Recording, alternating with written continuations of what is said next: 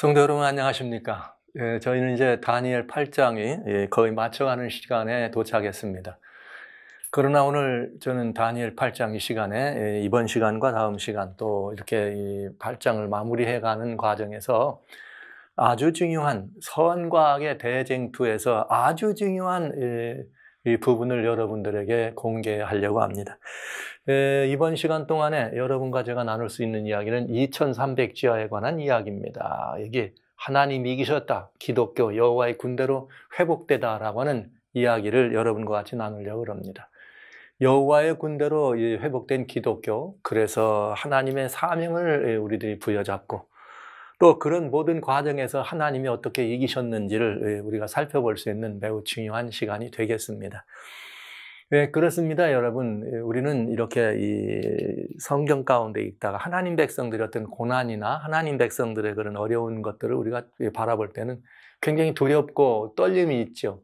그러나 그 성경 가운데 그런 부분들이 기록된 이유는 단순히 하나님 백성들이 어렵다, 힘들다, 그리고 이런 고난이 있다는 이런 거를 보여주기 위해서 그런 것이 아니라 끝내는 뭐 한다? 하나님이 이기신다. 다니엘 7장을 통해서 결국은 이 어둠은 빛을 이길 수가 없었다. 아무리 흑암의 권세가 하나님을 대적했지만 끝내는 하나님의 이김이 있었다는 것을 보셨습니다. 다니엘 8장에서 역시 다른 것 아닙니다. 다니엘 8장도 역시 끝내는 하나님이 어떻게 이번에는 어떻게 하나님이 이기시는지에 대한 이야기를 볼 수가 있겠습니다. 다니엘 8장, 지금까지 저희는 8장 1절로 12절에 있는 말씀 그리고 13절까지를 포함해서 작은 뿔의 역사가 어떻게 하나님을 이렇게 대적해 왔는가. 특별히 로마의 출발, 정치적 로마에서 중세 종교적 로마로 이어지는 과정에서 약 한 7가지 이상의 작은 뿔의 전횡에 대해서, 작은 뿔의 배도에 대해서 여러분들에게 말씀을 드렸습니다. 이제 우리가 돌아봐야 될 다니엘 8장에 대한 이상의 해석은 3가지 중에서 첫째는 양과 염소의 이상이 있었고, 그 다음에 두 번째는 작은 뿔의 이상이 있었습니다. 그리고 세 번째는 2300지하와 관련된 이상이 있습니다. 그런데 요 13절은 요 위에까지 포함되는 것이었기 때문에 지금까지 저희는 2가지를 보게 됐네요. 3가지 이상 중에서. 자, 그러면 이제 이번 시간에는 여러분들과 같이 다니엘 8장에 나오는 2300지하의 이상에 관한 부분을 읽어나가도록 합니다. 근데 이 이상, 특별히 2300지하에 관한 이 이상은 기독교 역사에 있어서 아주 중요한 부분입니다. 선과 악의 대쟁투에서 대단히 중요한 부분임을 여러분들은 이제 보시게 될 것입니다. 자, 우리 한번 읽어볼까요? 다니엘 8장, 원래는 14절이 여러분과 같이 나눠야 될 이야기지만 14절이 나오는 이유는 다니엘 8장 14절, 그가 내게 이르되 2300주야까지니 그때에 성소가 정결하게 함을 입으리라 하였느니라. 이 말씀은 이 다니엘 8장 13절에 대한 답입니다. 그래서 다니엘 8장 13절부터 읽어야 이 문제가 좀 더 자세히 되겠죠? 내가 들은즉 거룩한 자가 말하더니 다른 거룩한 자가 그 말하는 자에게 묻되 이상에 나타난 바 매일 드리는 제사와 망하게 하는 제사에 대한 일과 성소와 백성이 내어진 바 되며 짓밟힐 일이 어느 때까지 이를꼬 하매, 이렇게 돼 있네요.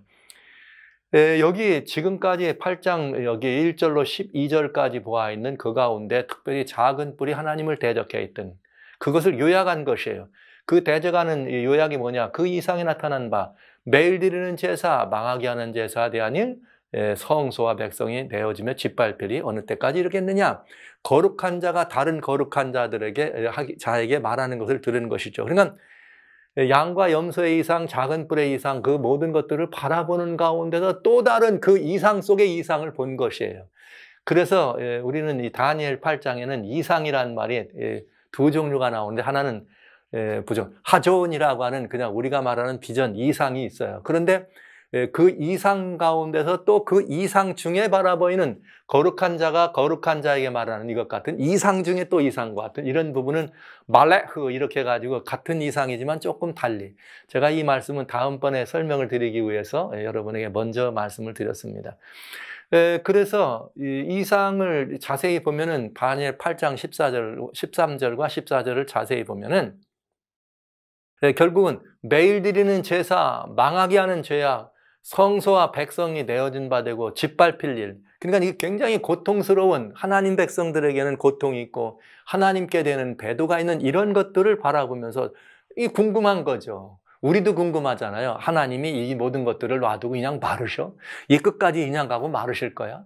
언제 이런 일이 끝날까요? 우리도 궁금하죠.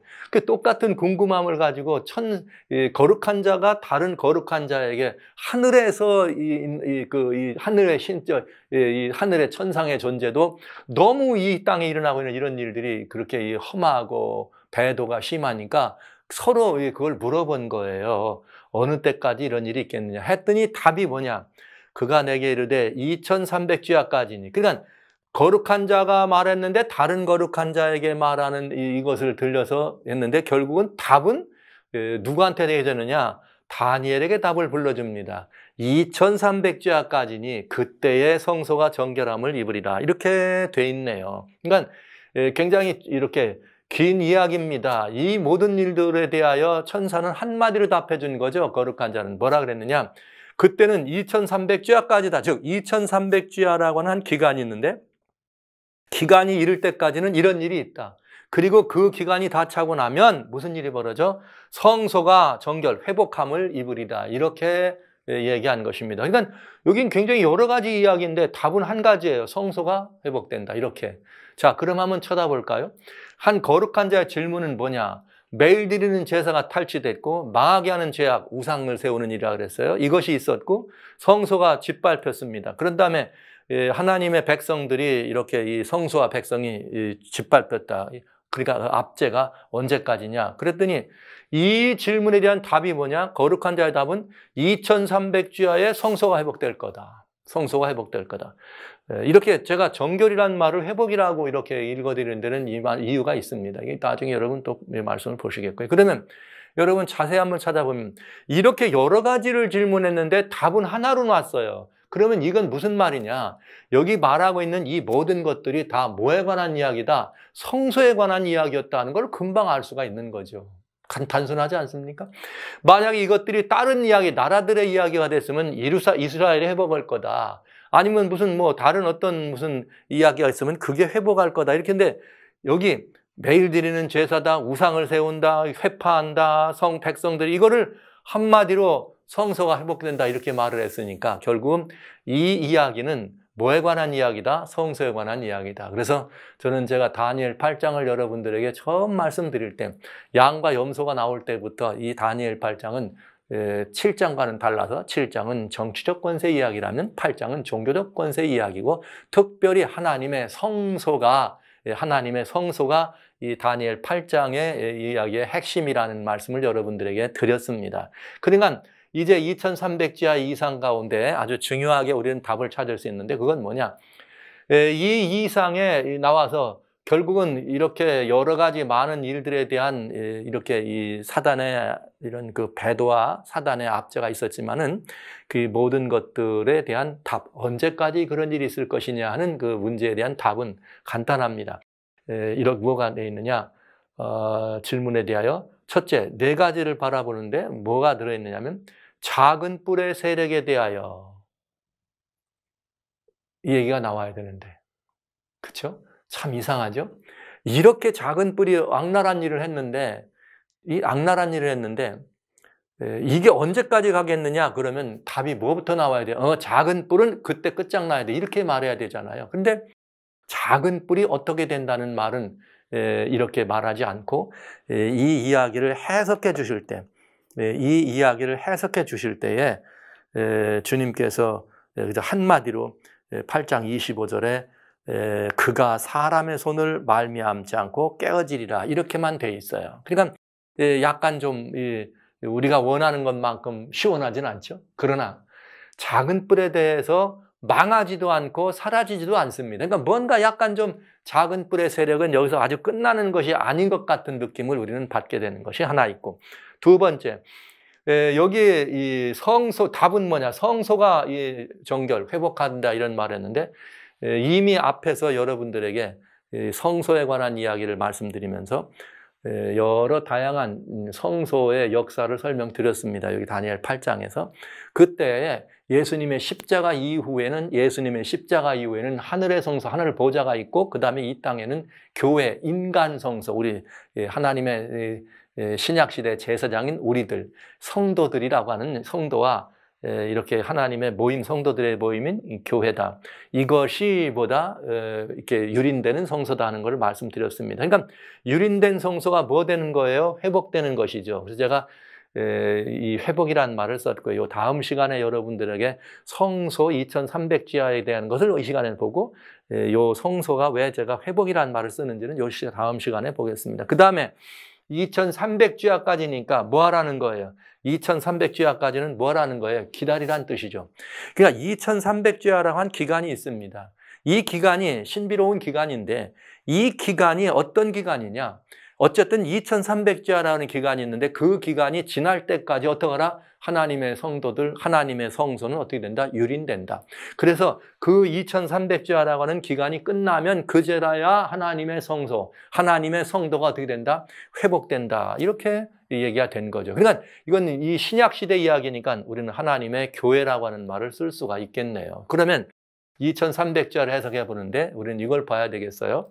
2300자는 무슨 기간인가 하는 걸 봐야 되겠고요. 두 번째는 성소가 회복되리라, 즉 회복된다는 말. 그럼 도대체 성소가 회복된다는 것은 무엇을 말하는가? 그리고 하나, 작은 뿔은 어찌 되는가? 여기에 그저 작은 뿔이 어떻게 된다는 말은 없어요. 그냥 이 예언을 해석해 줄 때 사람의 손으로 말미암지 않고 깨어진다 이렇게만 돼 있죠. 그러니까 언제 이렇게 나오는 것보다는 그저 작은 뿔에 대해서도 매우 궁금하게 되는 것을 우리는 볼 수가 있겠습니다. 자, 그래서 이 시간에 먼저 우리는 2300지하가 무슨 기간인가 하는 것을 여러분과 같이 찾아보려고 합니다. 보시죠. 2300지하는 무슨 기간인가? 이 2300지하라고 하는 말을 evenings and mornings 이렇게 저녁과 아침이다 이렇게 되어 있어요. 그러면 여러분 금방 우리는 알 수 있죠. 성경에 얘기하고 있는 하루는 저녁이 되며 아침이 되니 하루다. 그러니까 저녁과 아침이란 말이 나와 있다는 말은 이것은 뭔가 그저 2301이라고 그냥 한순에 이것이 2300지하니까 2300 저녁과 아침이니까 저녁이 되며 아침이 되면 하루잖아요. 그러니까 2300지하는 2300일이라고 하면 될 거를 왜 이렇게 evenings and mornings라고 하는 말로 이렇게 구분했을까? 그러면 이게 좀 궁금하지 않아요? 그러나 여러분 우리는 궁금하지만 금방 그 힌트를 얻을 수가 있습니다. 왜냐? 2300지하라고 하는 것이 다니엘 8장을 바라보면서 뭐가 중심이에요? 성소가 중심이에요. 그러니까 성소와 관련된 기간임을 보여주는데 왜 그러냐? 작은 뿔의 행적을 보면 하나님의 성소를 회파합니다. 하나님의 성소를 그가 짓밟습니다. 그러면서 다니엘 8장에만 3번씩이나 매일 드리는 제사가 그것에 붙여지고 매일 드리는 제사를 드리지 못하게 하고 매일 드리는 제사를 백성이 이렇게 작은 뿔에 붙여진다 하면서 3번씩이나 매일 드리는 제사에 관련된 이야기를 합니다. 그러면 여러분, 그러니까 이것이 다니엘 8장과 연관되어 있는 작은 뿔은 하나님의 성소를 공격한 걸 알 수가 있어요. 그러니까 단 2300지하에 대한 언제까지 갈까요? 했더니 그냥 2300지하인데 그것도 성소가 정결하게 된다. 이렇게 성소가 회복된다. 이렇게 한마디로 요약하잖아요. 그러니까 이것이 성소와 관련된 것이다. 그런데 다니엘 8장은 처음 제가 열을 때 여러분에게 말씀드렸죠. 다니엘 8장은 양과 염소로 시작한다. 양과 염소는 또 다른 짐승과는 달라서 어디에 쓰는 거예요? 제사에 쓰는 것이다. 그러면 제사 드려진 것이라 그러면 이스라엘의 성소제대와 관련 있는 것을 알 수가 있죠. 그러니까 다니엘 8장은 전폭적으로 성소가 중심이다. 그리고 2300지하도 이브닝스 앤 모닝이라고 할 때는 성소와 무슨 관련이 있겠다. 여러분 우리는 생각해 볼 수가 있어요. 그럼 여기 무슨 이야기가 성소에 관련이 있는가? 매일 드리는 제사라고 하는 제사를 한번 보면 여러분 이렇게 돼 있네요. 출애굽 29장 38절로 39절에 이렇게 돼 있어. 내가 단 위에 드릴 것은 이러하니라. 매일 1년 된 어린 양 2마리다 이거예요. 매일 1년 된 어린 양 2마리를 단에 드려라. 한 양은 아침에 드리고 한 양은 언제 드려라? 저녁 때 드려라. 와우. 분명합니까? 그러니까 아침과 저녁에 드리는 거예요. 매일 드리는 제사는 조속으로 드려집니다. 그렇다면 왜 아침과 저녁에 드려요? 이 하나님께 올려드리는 제사는 아침에 드린 건 낮 시간을 위한 것이요. 저녁에 드린 것은 뭘 위한 것이에요? 밤 시간을 위한 것이죠. 그래서 이것은 주야에 대한 이상의 매일 드린 제사와 아주 유관하고 길접한 관계가 있다는 걸 알 수가 있어요. 자, 보시죠. 그래서 이것은 끊어지면 안 돼. 매일 드린다는 말은 처음에 말씀드리길 타미드라, 끊어지지 않는 것이라는 말씀 드렸어요. 대대로 여호와 앞 회막문에서 늘 드릴 번제라, 늘 드릴 번제라. 내가 거기서 그 매일 드리는 제사를 통해서 너희 어떻게 만난다. 하나님을 만나기 위해서는 아침과 저녁에 드리는 이 매일 드리는 제사를 통해서 누구와 함께 제사장들을 중심으로 해서 그 일을 하게 되는 것을 알 수가 있게 되네요. 그러니까 매일 드리는 제사를 없앴다. 이 말은 매일 드리는 제사는 아침과 저녁으로 드렸다. 그러니까 이브닝스 앤 모닝이라고 하는 말은 곧 여기에서 이렇게 저녁에 드리는 제사와 아침에 드리는 제사를 의미하는 것임을 우리는 금방 알아들을 수가 있겠어요. 그래서 2300주야를 2300 이브닝스 앤 모닝이라고 하는 이런 말은 2300주야가 성소와 관련되어 있고 성소 제도에서 진행되는 것임을 우리가 이렇게 분명하게 알려주고 있는 것입니다. 그러면 이제 2300주야라고 하는 이 기간이 어떻게 마련되어 있고 어떤 것을 의미하는 기간인가 하는 것을 금방 볼 수가 있어요. 자, 보시죠. 자, 다니엘 8장에서 양으로 나왔어요. 양으로 나온 첫째 짐승은 다니엘 8장 20절에 털이 많고 이렇게 무슨 힘이 셌던 이 양의 이야기는 페르시아 바사왕이다. 그랬으니까 양으로 나온 첫 짐승은 페르시아 바사왕이다. 그런데 저는 바사라고 하는 페르시아는 다니엘 1장에서 바벨론이 뭘 파괴해요? 예루살렘 성전을 파괴합니다. 그런데 페르시아는 그 성소를, 그 성전을 중건해 주는 일을 해요. 그래서 제가 페르시아를 양으로 묘사한 것에 대해서 매우 깊은 의미를 여러분에게 말씀드린 거예요. 하나님을 반대하지 않는 자는 함께한다. 이렇게 성경 예수님 말씀하신 것처럼. 그러니까 따라서 2300주야의 마지막 끝날 때 회복된다는 것을 우리는 뭘 보면 되느냐. 페르시아로 시작된 성소의 역사가 2300주야의 시작이면서 그 페르시아로 있던 성소가 그 안에 일어났던 성소를 중심으로 일어난 다양한 역사 가운데 다시 어둠이 그 성소를 회파하고 핍박을 받는데 결국은 그 핍박하고 회박하는 기간이 2300주야라고 하는 것을 알 수가 있게 됩니다.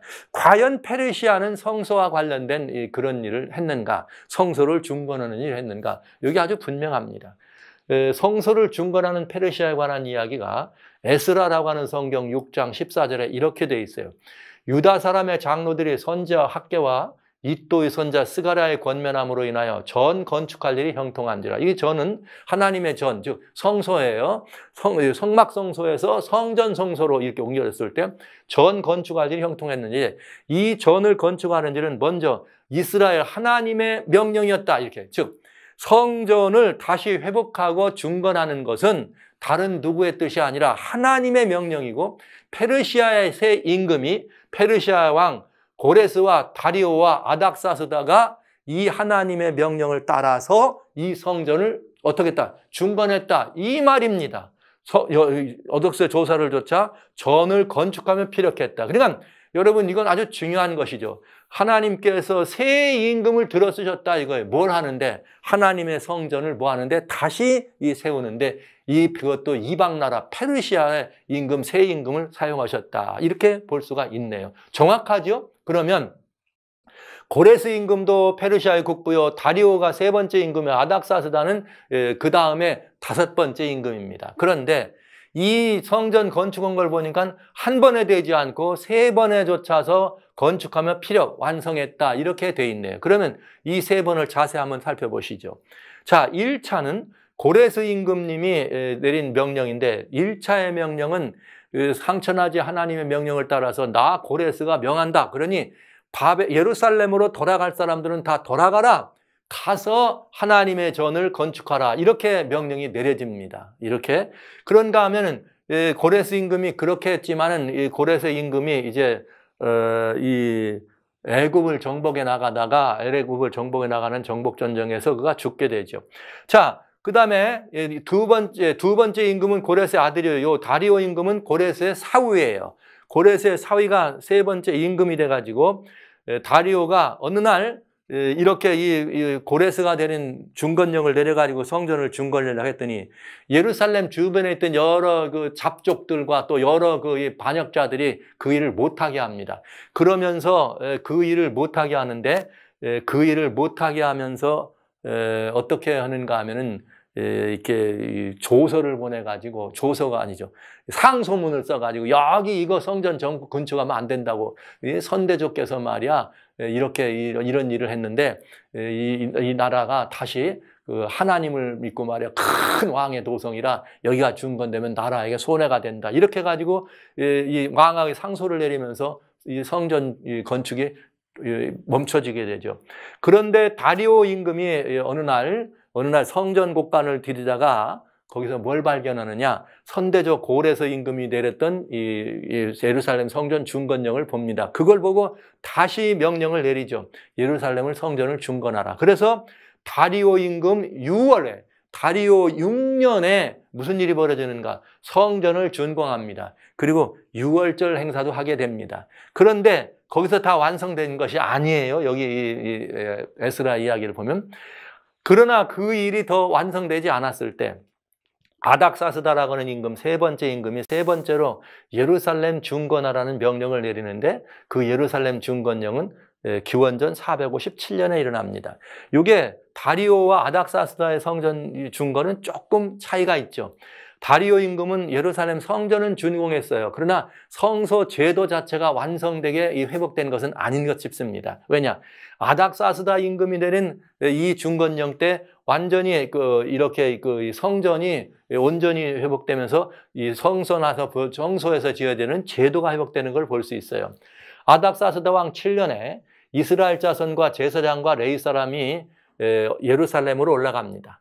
그런데 아닥사스다 임금이 무슨 명령을 내리느냐면 무릇 하늘의 하나님의 전을 위하여 하늘의 하나님의 명하신 모든 것을 삼가 행하라. 그러니까 성소 하나님의 성전에서 있어야 될 모든 일을 어떡하라? 회복해라는 거예요. 학사 에스라를 통해서. 그 명령이 아닥사스다 임금 7년에 내려지고 그건 기원전 457년입니다. 그랬더니 에스라가 이 명령을 받아가지고 왕의 7년 정월초하루에 이렇게 떠나가지고 5월, 그러니까 정월달에 출발해서 5월에 예루살렘에 도착하죠. 정월 초하루에 바벨론에서 길을 떠났고 하나님의 손길을 힘입어서 5월 초하루에 예루살렘에 들었다. 그러니까 넉 달 동안에 걸친 바벨론에서 예루살렘까지의 이동을 통해서 예루살렘에 들어갑니다. 그러면서 그해 들어가자마자 하나님의 성전 기명을 다시 봉헌하고 무슨 일을 하느냐? 이 에스라 8장 35절에 사로잡혔던 자들이, 이방에서 돌아온 자들이 이스라엘 하나님께 번제를 드리고 이스라엘의 전체를 위해서 송아지를 드리고 그 다음에 또 이렇게 속죄제 이렇게 이 양들을 이스라엘 사람들이 드리면서 성소에서 드려지는 제사의 제도가 회복된 것을 알 수가 있네요. 그러니까 새 임금 가운데 여기 제사와 관련된, 매일 드리는 제사와 관련되어서 새 임금 가운데에서 이것이 온전히 회복됐다 그러면 그건 몇 번째냐? 세 번째 아닥사스다 임금이 이렇게 성전을 중건한 것이 분명하게 되겠습니다. 자, 그러면 이제 우리는 간단하게 되네요. 2300주야라고 하는 그 기간이 무엇을 말했는가? 성소와 관련되는 기간이었는데 그 성소는 어떻게 되느냐? 다니엘 8장 14절에 2300주야라 그랬는데 2300주야가 성소와 관련된 시고 이것은 곧 2301이다. 이런데 성경에는 연일 원칙이 있어서 1일을 1년으로 계산한다고 치면은 2301은 2300주야가 되겠네. 300주야는 2301이요. 2301은 1일이 1년이니까 2300년이 되겠습니다. 자, 그러면 아닥사스다 왕 7년이면 457년에서 2300년까지 지나면 1843이 남네요. 그러면 1843년이 되면 현재 이제 AD죠. 영년이 없어 기원에는. 이 말은 무슨 말이냐면은 기원전 1년, 기원 후 1년 이렇게 돼 있지 영년이 없어요. 그러니까 1년을 더하면 1844년이 되겠네요. 그러니까 1844년이라는 것은 다니엘 8장 17절과 다니엘 8장 19절에 말하는 정한 때 끝에 관한 시간이 되겠습니다. 그러니까 하나님께서 정해준 시간이었다. 그래서 2300주야는 언제냐? 1844년이라고 하는 기원전 457년에서부터 기원 후 1844년이라고 하는 긴 시간이 바로 이 시간인 것을 우리는 알 수 있다 하는 것이죠. 그때에 성소의 완전한 회복, 정결이 시작됐다. 이렇게 말씀드릴 수가 있겠습니다. 즉 다른 말로 말하면 2300주야라고 하는 기간 동안 하나님 백성과 하나님의 성소들이 어떻게 된다? 유린되고 회파되는 기간이다. 이 말이죠. 그래서 이 기간은 굉장히 의미가 있는 기간입니다. 자, 그래서 2300주야가 무슨 기간인가를 알 수 있는 또 다른 힌트가 있어요. 그건 뭐냐? 다니엘 8장의 짝은 계시록 12장, 다니엘 8장 14절의 짝은 계시록 12장 17절이 됩니다. 자, 왜 그런가? 지금부터 잠깐 보시겠습니다. 다니엘 8장과 요한계시록 12장은 이렇게 하나의 도표로 제가 여러분들에게 보여드리려고 그래요. 때로는 이 한 장의 도표가 여러분 모두가 다 이 성경을 이해하시는데 아주 이 중요한 이 이해를 가져다 주기 때문에 그렇습니다. 계시록 12장은 계속 제가 말씀드려요. 8장과 짝이 된다. 계시록 12장은 세 파트로 나눠져 있습니다. 그 세 파트란 무엇인가? 계시록 12장 1절부터 이렇게 이 4절까지 1절부터 4절까지가 이렇게 한 파트가 되겠어요. 그 다음에 1절부터 4절까지가 한 파트가 되고 그 다음에 계시록 12장 5절부터 15장까지가 두 파트가 되겠습니다. 그리고 계시록 12장 16절로 17절이 이렇게 세 번째 파트가 되겠습니다. 계시록 12장에 보면은 한 여인이 아기를 낳으면은 그 아기를 해산하기 위해서 애써 부르짖느라 하는 데서 시작하고 하늘에 7머리 10뿔 가진 용이 나오죠. 7머리 10뿔 가진 용이 어떤 일을 하느냐? 그 꼬리에 용이 자기 꼬리에다가 하늘천사 3분지를 땅에다가 내던집니다. 그러니까 하늘천사 3분지를 땅으로 파송하는 일이 벌어지는 거죠. 누가? 용이 보냈단 말은 하나님에게 반역해서 어떤 일을 하는 거예요? 지상을 이렇게 더럽히고 지상을 용이 자기 수하로 마음대로 하기 위해서 내려보낸 것을 알 수가 있죠. 그 바람에 인류가 어떻게 되는 거예요? 타락하죠. 그러니까 여러분 요한계시록 12장 같은 거는 특별히 양방향 계시예요. 그 말은 무슨 말이냐? 하늘에 이 땅에서 어떤 일이 있으면 이것이 왜 일어났느냐? 하늘에선 이런 일이 있었다. 하늘에서 그런 일이 있었으면 바로 그 결과로 땅에서 이런 일이 일어난다. 이걸 보여주는 절묘한 말씀입니다. 그런데 여러분 한번 보시죠. 자, 여기에 7머리 10뿔 가진 용이 천사들을 내려보냅니다. 그러면서 하는 일은 뭐였느냐? 계시록 12장에는 한 여인이 아기를 낳으려고 애써 부르짖어. 해산할 때가 차니까. 그러니까 이 아기가 누구였느냐? 메시아 예수님이었습니다. 그러니까 예수님으로 해산한 백성들이 구약 이스라엘 백성이죠. 여인이 아기를 낳는다는 말은 예수님이 초림한다는 이야기죠. 이 이야기, 예수님이 초림하면은 예수님을 어떻게 하려고 하는? 예수님을 어린아이가 나면 아이를 삼키려고 하는 것이 하늘에서 반역했던 7머리 10뿔 가진 용의 전략이었어요. 그래서 7머리 10뿔 가진 도합 짐승 나오는 이야기가 다니엘 7장입니다. 다니엘 8장에서는 양과 염소로 나오고 작은 뿔로 연결된 것. 그러니까 이들이 한 일은 뭐냐? 이 메시아의 초림을 막으려고 한 것이죠. 메시아의 초림을 막으려고 했다는 말은 무슨 말이냐? 이 땅에서 해산하는 여인, 아이를 낳으면 이렇게 낳으려고 했더니 애써 부르짖었더니 그 여인이 아기를 낳으면 아기를 없애려고 하는 사단의 전략에 있는 것을 우리는 보게 되죠. 그런데 두 번째 파트는 뭐냐? 이렇게 해서 무슨 일이 벌어졌는가 하면은 예수님이 이 땅에 오셔서 십자가에 달려서 돌아가십니다. 예수님이 돌아가시고 부활하시고 승천하십니다. 승천한 다음에 계시록 12장부터 5절부터 여기 15절까지는 무슨 일이 있는가? 하늘에서 전쟁이 일어나는 거예요. 승천하신 예수님과 미가엘과 용의 전쟁이 일어나. 그래가지고 용이 더 이상 하늘에 있을 곳을 잊지 못하고 땅으로 쫓겨납니다. 그러니까 다니엘 7장에 나왔던 것처럼 예수님의 십자가 이전까지는 하늘에 있던 그 용이 무슨 일인가? 이 7머리 10뿔 가진 것을 짐승들을 통해서 지상 대리자를 썼다면은 다니 이제 십자가 이후에는 하늘에서 용이 땅으로 내어 쫓겨가지고 똑같이 7머리 10뿔로, 즉 계시록 13장에는 7머리 10뿔 가진 짐승으로 등장하면서 이것이 용이 배후에 있다는 걸 우리들에게 보여주는데, 작은 뿔의 활동이 다니엘 7장과 8장에 나오는 작은 뿔의 활동 기간인 것을 설명해 줍니다. 그러면서 계시록 12장과 6절과 13장 14절은 용이 하늘에서 쫓겨나가지고 여인은 하나님의 백성들이에요. 그러니까 구약 백성들은 이스라엘이었다면 예수 십자가 이후니까 신약 백성들, 하나님 백성들을 광야로 도망치게 만들죠. 그래서 여기에 긴 기간 동안 도망치게 만드는 일을 하더라. 그게 지금 바로 다니엘 8장에서 여러분들이 이 일이 2300주야까지 있다고 하는 말은 바로 이 여인이 도망쳐가지고 이렇게 광야로 도망치게 되는 그런 일들을 본 것이죠. 그러니까 이 땅으로 쫓겨난 사단이 하나님의 백성들을 진멸하기 위해서 엄청난 박해를 한 그 기간이 언제 맞춰진다? 다니엘 8장 14절에 2300주야가 되면 맞춰진다. 이 이야기인 것입니다. 그런데 요한계시록은 세 번째 뭘 보여주는가? 이제는 세 번째 무슨 일이 벌어졌는가 하면은 이 용이 마지막으로 하나님의 백성들을 없애기 위해서 그냥 물을 그냥 강같이 토해버려가 떠내버려 죽이려고 했더니 땅이 여자를 도와요. 땅이 여자를 도와가지고 뭐 하는 거예요? 여자의 남은 자손을 남기는데 그 남은 자손이 바로 하나님의 계명과 예수의 증거를 가진 자들이다. 여러분 지금까지 성서를 공부하면서 보좌가 중심이요 계명과 하나님의 계명과 예수의 증거가 중심이라는 얘기를 여러 번 여러분에게 말씀드렸습니다. 그러니까 이건 언제 이후냐? 다니엘 8장 14절 2300주야까지니 그때라야 성소가 어떻게 된다? 회복된다. 왜 제가 회복이라고 하는가? 이미 여기 여러분 보신 거예요.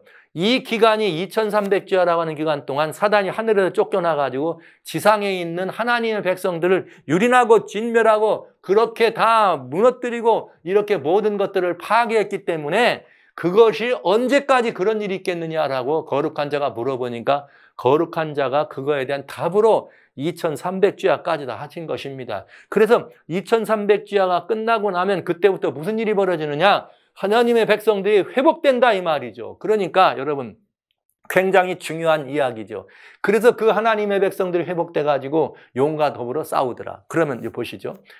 자, 하늘에서 7머리 10뿔 가진 용이 처음 있을 때는 여인을 어떻게 합니까? 막 해산하면 낳는 아이를 핍박하려고 여자를 이렇게 공격하는 장면을 봅니다. 여자가 공격받아. 그러니까 고통스러운 일이죠. 그러니까 굉장히 큰 핍박이 있죠. 그 다음에 두 번째, 이번에는 하늘에서 땅으로 쫓겨난 용이 이 여인을 그냥 핍박하니까 여자가 어떻게 해요? 도망가요. 광야로 도망갑니다.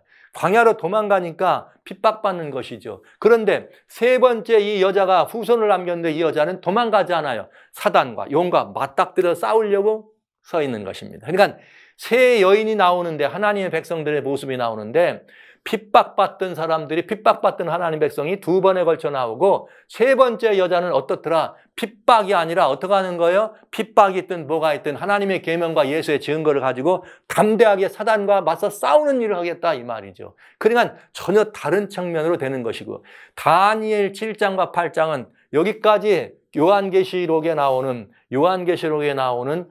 계시록 12장 15절까지를 보여줬다면 15장까지를 보여줬다면 이제 요한계시록은 12장 16, 17에서부터 해서 즉 다니엘 8장 14절에 성소가 회복된다는 말을 여기 하나님의 계명과 예수의 증거가 어떻게 되는 거예요? 회복돼서 그들로 하여금 예수님의 재림 때까지 기독교가 회복되면서 짐승이 우상을 세우고 짐승의 표를 강요할 때도 어떻게 하는 것? 도망치지 아니하고 어떻게 하는 것? 용과 맞서서 싸우는 하나님의 백성들이 탄생한 것을 우리들은 알 수가 있다고 하는 것입니다. 그래서 이 제목은 굉장히 중요한 대목이 되겠어요. 대쟁투의 개요를 성경 역사가 시작된 이후로 대쟁투의 개요를 잠깐 한 번 더 먼저 번 도표에 이어서 여러분에게 말씀드려준다면 여러분 창조 이후에 이렇게 아담이 타락한 이후에 노아에게 하나님께 나타나서 120년 동안밖에 없고 그 뒤에는 홍수가 날 거다 하면서 홍수가 사건이 벌어집니다. 그 홍수 사건 이후에는 하나님 백성들이 누구를 통해서 노아의 후손, 그 다음에 아브라함의 후손인 이 이삭과 야곱을 통해서 이스라엘이 되면서 민족적 이스라엘이 구성이 되죠. 그러면서 그 민족적 이스라엘 가운데 유다 지파의 다윗의 자손으로 누가 와요? 메시아가 옵니다. 그 사실을 알았던 사단은 어떻게 하는 거예요? 이 하나님의 백성들을 핍박한 것이죠. 그것이 언제까지 하나님 백성, 구약 백성들이 어떻게 핍박을 받을 것이다 하는 것이 바로 다니엘 9장에 나타나는 70일이라는 예언을 주신 것이고요. 그렇게 해서 이렇게 이 하나님 예수님이 십자가에 달려 돌아가시고 나면은 신약교회가 탄생하는데, 신약교회가 어떻게 끝까지 핍박을 받을 것이냐, 신약교회가 어떻게 박해를 받을 것이냐를 보여준 것이 다니엘 7장과 8장의 작은 뿔의 이 활동을 통해서 보여주신 것입니다. 그리고 계시록 13장 1절로 10절까지 나오는 것을 통해서 이 교권, 기독교가 타락한 기독교가 이 어둠에 이렇게 미혹이 돼가지고 타락한 기독교가 어떻게 이렇게 하나님의 성소를 이렇게 유린했는지가 보여주고요.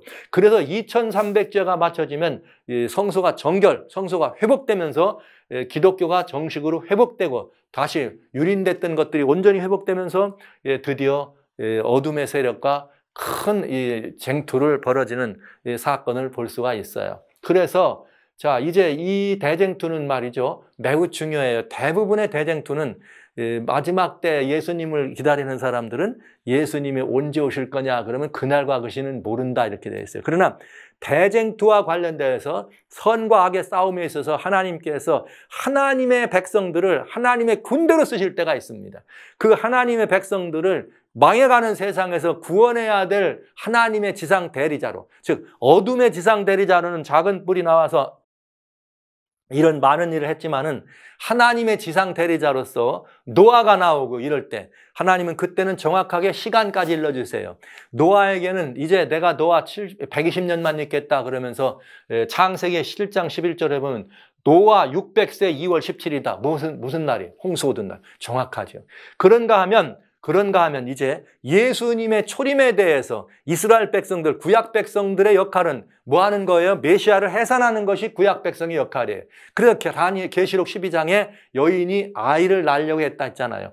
구약 백성의 역할은 언제까지냐? 70일에까지다. 71이란 말은 1에는 7이죠. 그러니까 70 곱하기 7 하면 어떻게 되는 거예요? 7, 7은 49, 즉 491. 그러니까 1일은 1년이라고 치면은 490년이 되겠네요. 언제부터? 다니엘 9장에 준 예언인데 예루살렘을 중건하라는 명령이 내릴 때부터 70, 이렇게 490. 정확하게 예수님이 언제 오셔서 어떻게 돌아가실 것인가를 설명해 주고 있습니다. 그래서 예수님이 돌아가시고 십자가를 질 때 이렇게 해서 무슨 일이 벌어지는가? 메시아가 탄생하는 70일에 그 다음에 그 이후에는 무슨 일이 벌어지느냐? 작은 뿔의 권세가 한때와 두때와 반때 더 전성기를 가지는 그런 때가 다니엘 8장 14절에 나오는 2300주야라고 하는 긴 예언 속에 들어있더라 얘기죠.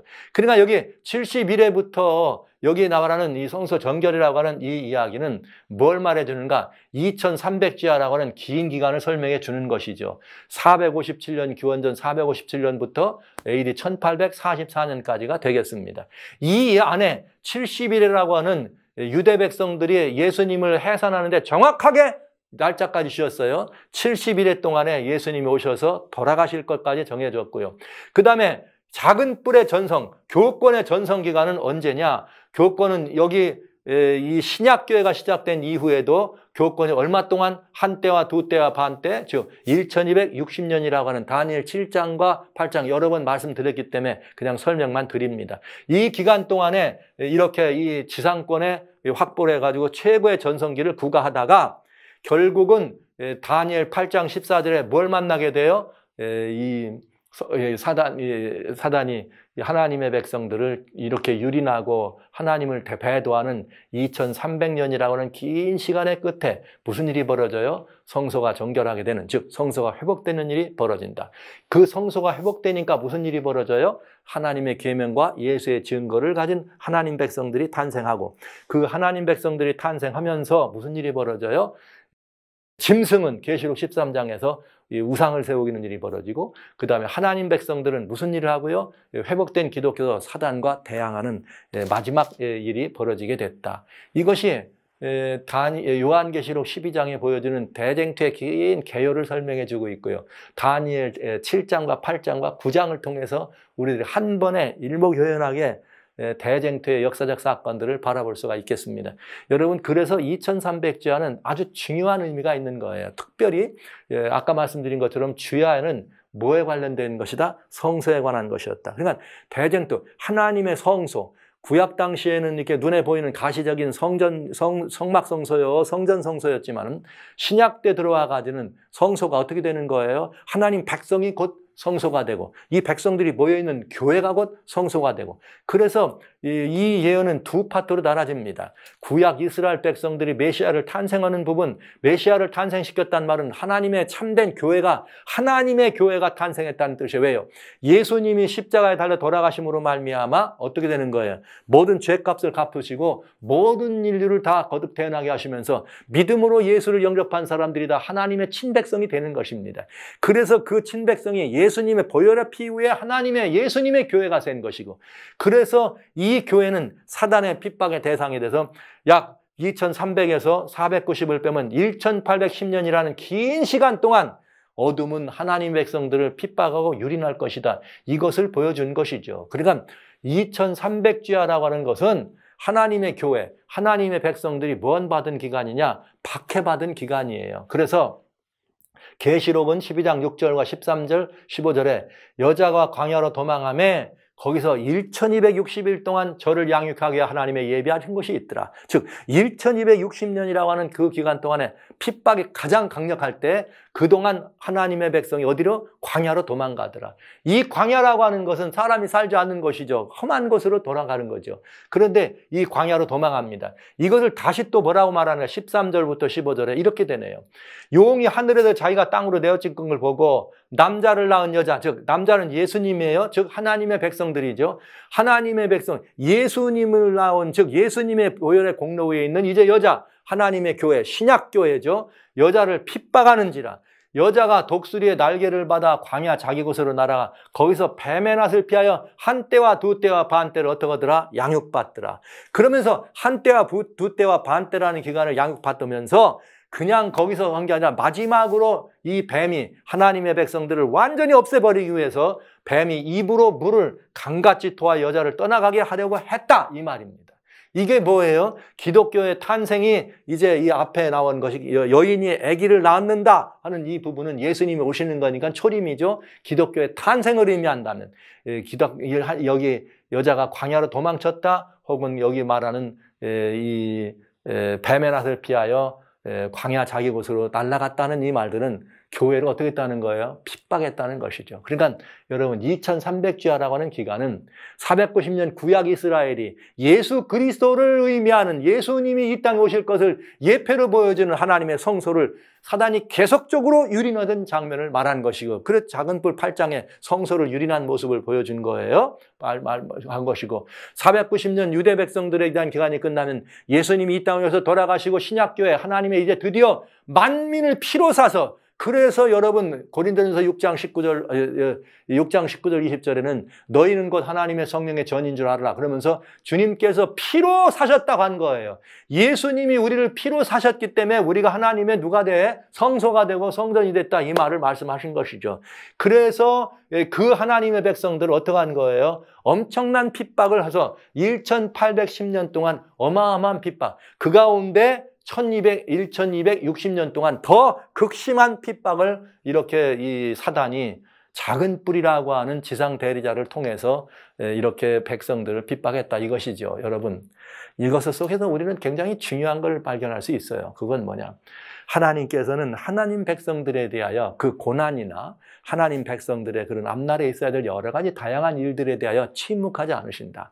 여러분 잘 기억하시죠? 출애굽 한번 보시죠. 출애굽 12장 40절로 41절에 보면 이스라엘 자손이 애굽에 거주한 지 430년이라.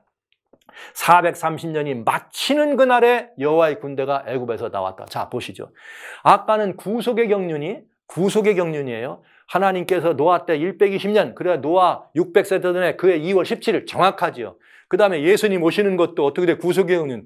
70일에 내가 내 백성과 거룩한 성을 위하여 70일을 기한 정 그때에 예수님의 십자가 사건이 일어나는 것도 정확하게 보여주시고 그 다음에 하나님 백성들의 성소가 그렇게 유린되지만 끝내는 어떻게 2300주라는 기간이 될 동안 하나님의 백성과 그 성도가 회복될 것을 얘기해 주신 그 하나님은 이제 다시 한번 어떤 일을 보여주셨는가. 자세히 보시면 애굽에서 이스라엘 백성들이 있을 때 뭐라 했는가. 430년이 마치는 그날에 여호와의 군대가 애굽에서 나왔다. 놀랍지 않아요? 여러분, 출애굽이란 사건이 그냥 단순히 이스라엘이 애굽에 노예되었다가 해방되는 사건으로 성경은 설명하지 않습니다. 그건 무엇인가?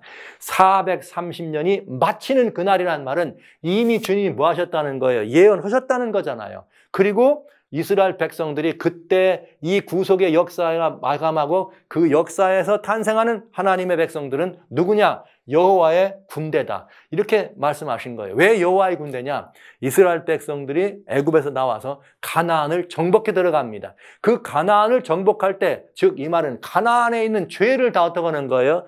완전히 도말하는, 정복하는 그 사건에 대한 예표였기 때문에 여호와의 군대라고 한 것입니다. 자, 이번엔 두 번째 교회, 이 구약 백성이죠. 바벨론의 포로가 이렇게 되었을 때 이런 분을 보겠습니다. 자, 그런데 여기 보시죠. 430년이라고 하는 그날이라겠죠. 마치는 그날. 이 말은 예언된 날이잖아요. 창세기 15장 13절로 16절에 여호와께서 아브라함에게 이르시되 너는 정령이 할라. 내 자손이 이방에서 객이 되어 그들을 섬기고 400년 동안 자손을 괴롭게 한다. 4대 만에 돌아온다. 하나님이 이렇게 예언하셨어요. 압제된 기간, 고통스러운 기간이 있을 거다. 그 말은 400년 4대다. 그랬는데 430년이 마치는 그날이 예언된 그날이었던 것을 보신 것처럼 바벨론으로 끌려갔던 이스라엘도 뭐라고 되어 있느냐. 예레미야는 25장 11절에 이스라엘 백성들에게 너희가 지금 하나님을 떠나서 이렇게 하기 때문에 너희는 바벨론에 어떻게 할 거다? 너희는 이 포로가 된다. 그래서 이 온 땅이 황폐에 놀래게 되며 이 나라들은 70년 동안 바벨론 왕을 섬기리라. 즉 70년 동안 바벨론의 압제를 받을 거다. 이렇게 한 것입니다. 그러니까 구약 이스라엘 백성들이 바벨론 포로됐을 때도 하나님은 절대로 뭐 하지 않았어요? 침묵하지 않았어요. 그냥 가지 않았어요. 구속의 경륜엔 다 이렇게 기한이 있고 때가 있다는 것. 그래서 전도서 3장 1절에 주님 말씀하신 것들은 천하범사가 기한이 있고 그 목적을 이룰 때가 있다고 한 말씀은 바로 이 말인 것입니다. 하나님의 구속의 경륜은 이렇게 정확하게 날짜까지 맞추면서 성취되는 것을 우리는 신구약을 통해서 보고 있는 것이에요. 보시죠. 자, 다니엘서는 특별히 9장 1절에 무슨 일이 있나 보시죠.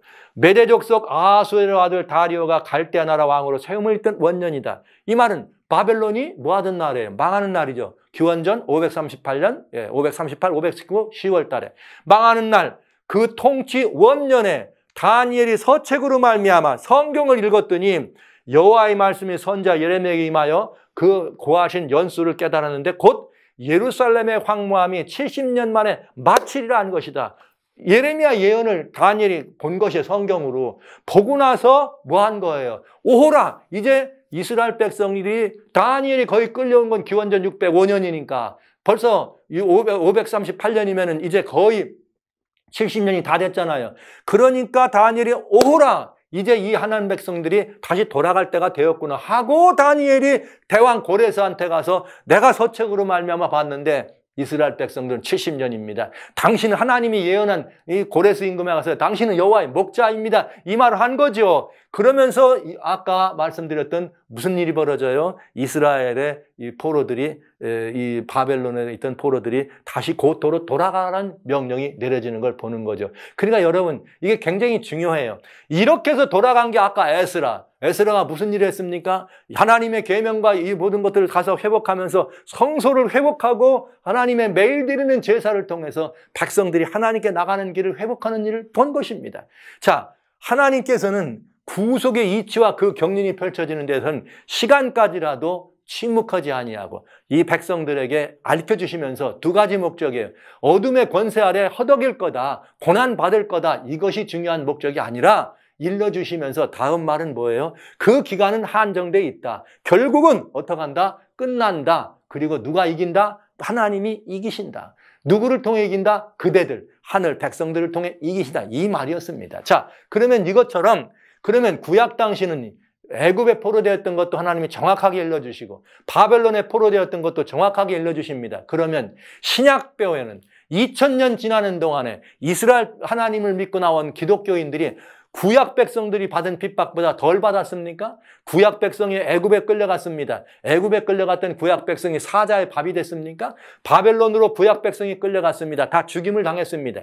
그들이 말이죠. 검투사의 칼에 죽었어요? 사자의 칼에 죽었어요? 아니잖아요. 화형제에 달아 죽었어요? 아닙니다. 정복전쟁의 결과로 죽었습니다. 그러나 신약 백성들은 어땠습니까? 엄청나게 많은 사람들이 이 짐승의 밥이 되고 유리하고 서양지에 매달리는 어마어마한 핍박이 있는데 구약에는 이 애굽에서 포로가 되고 바벨론에 포로가 될 때 이렇게 말씀하신 그 하나님이 신약 백성들에 대해서는 아무 말씀 안 하셨을까요? 아닙니다. 신약 백성들에 대해서도 하나님께서 그대들이 이런 고난을 받을 것이다. 그래서 다니엘을 통해서 계시록 12장에 1260일 동안이나 어떻게 한다? 광야로 피할 수밖에 없다. 너희가 도망갈 거다. 그리고 또 어떤 말을 하는 거예요. 다니엘에게는 2300주야까지니 그때의 성소가 정결함을 입으리라. 이 말은 곧 하나님 구약 백성 490년 70일에와 나머지 1810년 신약 백성들이 성소를 중심으로 하는 하나님의 구속의 경륜이 이렇게 정확하게 연도까지 주시면서 어떻게 하신 거예요? 회복될 것이다. 회복될 것이다. 비록 뭐는 있으나 사단의 압제와 고통이 있으나 회복될 것이나 이걸 가르쳐 주신 것입니다. 그러니까 성도들의 고난을 미리 알려주신 일이에요. 그래서 그 고난을 미리 알려주시는데 요한계시록 12장 16, 17절에 무슨 일이 벌어지는가? 용이 말이죠. 신약 백성들을 완전히 그냥 물에 떠내려 다 죽이려고 할 때 하나님이 마련하신 땅이 여자를 도와 입을 벌려 용의 위에 나온 강물을 삼키고 그 다음에 어떻게 되는 거예요? 용이 여자에게 분노에 돌아가서 다만 하나 남았으니까 여자의 남은 자손 곧 하나님의 계명을 지키며 예수의 증거를 가진 자로 더불어 싸우려고 받아보려고 서더라. 와우. 이제 그렇게 하나님의 백성들을 핍박하죠. 하나님 백성이 신약 당신 뭐라 그랬어요? 개개인은 성소예요. 성전이에요. 모이면 교회예요. 그러니까 이제는 핍박받아서 광야로 뿔뿔이 흩어지고 도망갔지만은 결국은 2300주야라는 기간, 즉 이게 1844년이라고 하는 어라운드 1844년이라는 기간을 우리가 살펴보면서 다시 뭐가 되는 거예요? 무너지고 깨어졌던 모든 것들이 온전하게 회복되면서 참 하나님의 백성, 하나님의 계명을 지키며 예수의 증거를 가진 자들이 태어나는 것입니다. 언제요? 2300주야 끝에요. 이것은 다 애굽 백성들이 뭐 한 거예요? 애굽 백성들이 430년이 마치는 그때에 여호와의 군대로 나온 것처럼 유대 백성들이 또 예레미야의 서책에 말한 대로 70년이 마칠 때에 바벨론에서 나온 것처럼 신약 백성들이 그 엄청난 박해와 핍박이 있었지만은 예수님 십자가 이후에 1810년의 기간을 덧해서 2300주야 끝이 되는 그때에 어떻게 하는 거예요? 하나님의 군대로 나온다는 거죠. 하나님의 군대는 뭘 가진 사람들이냐? 하나님의 계명을 가진 사람들입니다. 예수의 증거를 가진 사람들입니다. 어마어마한 사건인 거죠. 기독교에. 어마어마한 사건. 2300주야를 우리가 해석한다면 이건 굉장한 사건입니다. 이 사실을 우리가 못 보는 건 너무나 억울하고 안타까운 거죠. 왜요? 하나님은 하나님 백성들의 이 모든 고난이나 그 모든 것에 침묵하지 않으십니다. 주님의 구속의 경륜은 우리 맡은 사람들 믿사오니 이해도 이치도 없이 그냥 무조건 믿는 것이 아니라 정확하게 하나님 말씀하신 구속의 경륜에 이 모든 것들이 다 정해지고 날짜까지 성경은 아까 말씀드린 것처럼 마지막 노아 때는 어떻게 해요? 노아 600세 되던 해 2월 17일이라 정확하게 날짜까지 120년이 끝난 날을 정해주시고 이렇게 이 구약 백성들이 예수님을 탄생할 때도 70일이라 일의 절반에 언약과 제사를 절반하고 그렇게 모든 일들을 경영하면서 정확하게 구속의 경륜을 이렇게 시간까지 말씀해 주신 것을 우리는 알 수 있죠. 그러면 구약 백성에게만 그랬느냐? 구약 백성들만 더 그렇게 유리했느냐? 아닙니다. 신약 백성들은 더 큰 핍박과 압제를 받았습니다. 기간도 더 많이 길었습니다. 절대로 침묵하지 않으셨죠. 그래서 하나님이 이 말씀을 우리에게 2300주야라는 말씀을 다니엘에게 보여주시고 이 다니엘의 예언을 읽은 사람들은 계시록 12장만 보면 아 이것이 바로 이것이구나. 다니엘 8장과 12장의 짝이었구나. 이 사실만 이 성경 해석의 이 모든 것만 알았더라면 기독교는 어마어마한 파워 있는 백성으로 지금 살아있을 것입니다. 오늘날 기독교가 이렇게 된 이유는 바로 이 사실들에 대하여 뭐하지 못했기 때문에 깨달음에 부족했기 때문에 그래요. 여러분 보시기 바랍니다. 구약 성소와 백성의 박해 기간 490년, 신약 교회와 성도들의 박해 기간 1810년, 얼마나 길어요. 오죽하면 다니엘의 이 예언을 보았을 때, 들었을 때 어안이 벙벙해서 수일간 일도 하지 못하고 그냥 식음을 전폐했습니다. 어마어마한 일이었죠. 즉 하나님의 보호와 양육을 통해 여호와의 군대로 준비되는 것. 그러니까 애굽 백성들이 430년이 마칠 때 군대로 나온 것처럼 그 430년은 단순히 포로가 애굽의 포로나 노예만이 아니야. 그거와 마찬가지로 신약교회도 예수님 십자가 이후에 사단의 압제와 핍박이 있었지만 단순히 이 2800주야가 마치는 기간 동안에 그냥 단순한 것이 아니라 뭐예요? 여기 하나님의 계명과 예수의 증거를 회복한 하나님의 군대로 탄생되는 놀랍고도 엄청난 부분에 대한 하나님의 예언이었다는 것을 우리는 알게 되는 것이죠. 제가 이 말씀을 여러분들에게 드리면서 마음이 굉장히 반이 기쁘고 반은 슬프기까지 합니다. 교회가 하나님의 말씀에 대한 이해가 더 깊어지고 말씀을 인간적인 변론이나 인간적인 지식을 쌓는 이걸로 이해하지 아니하고 성경이 나와 있는 말씀을 그대로 성경을 성경으로 살펴보면은 성경을 성경으로 살피는 일을 하다 보면은 이 감춰져 있는 보석 같은 진리를 우리는 깨닫게 됩니다. 그리고 어떤 진리는 듣는 순간 우리 하나님 백성들에게 엄청난 희망과 용기가 돼요. 그런데 어둠은 그걸 못 보게 하죠. 그 어둠의 미혹에 빠져있는 교회는 그런 모든 부분들의 눈을 덮은 것입니다. 저는 그 미혹에 빠져서 이 어마어마한 사건을 보지 못한 이런 일들에 대해서 여러분이 또 말씀을 드릴 것입니다. 보시죠. 하나님은 성도의 고난에 침묵하지 않으신다는 거예요. 애굽에서 430년, 바벨론에서 70년 미리 말씀하시고 그 정확하게 그 말씀하신 때가 되면 거기서 불러내셨습니다. 굉장하잖아요. 그것처럼 여러분 이 하나님은 신약교회에도 미리 말씀하시고 2300주 하면 회복한다. 그때 2300주가 끝나면 하나님의 참 백성이 일어날 거다. 이렇게 일러주셨어요. 그런데 그 기간 동안 계시록 12장에 보면은 광야로 도망갑니다. 여자가 하나님 백성이. 그러나 도망은 갔지만 거기에 위로와 위안이 뭐냐? 하나님이 양육하더라. 이렇게 돼 있어요. 또 땅에 내어찍힌 사단이 땅에 내어찍힌 걸 보고 7머리 10뿔 가진 짐승을 이렇게 내세워서 자기하고 똑같은 짐승을 내세워서 엄청난 핍박을 해가지고 다 떠내려가도록 죽이려고 했지만 하나님은 독수리의 날개로 당신의 백성을 보호하시더라. 할렐루야. 여러분 얼마나 아름다운 이야기입니까? 세상의 사람들은 이런 모습을 보면서 오라 하나님 백성들이 핍박받는구나, 오라 하나님 백성들이 압제받는구나 생각합니다. 그러나 하나님을 아는 사람은 No! 아니야. 나는 하나님께 어떻게 그의 품에서 독수리의 날개 품에 들어가서 양육받는 중이야. 뭐가 되기 위해? 여호와의 군대가 되기 위해서. 그래서 이 2300지하는 신약 백성들을 위해서 엄청난 하나님의 이 약속입니다. 광야에 피할 길을 마련해 주시고 하나님 품에서 독수리의 날개 속에 갇혀 양육되는 하나님 백성들. 그러면서 그 모든 것들을 기다리면서 비록 긴 시간이었지만 이기고 또 이길 수 있는 하나님의 은혜를 우리들에게 주시는 위로와 보장으로 주신 그 말씀이 2300주야입니다.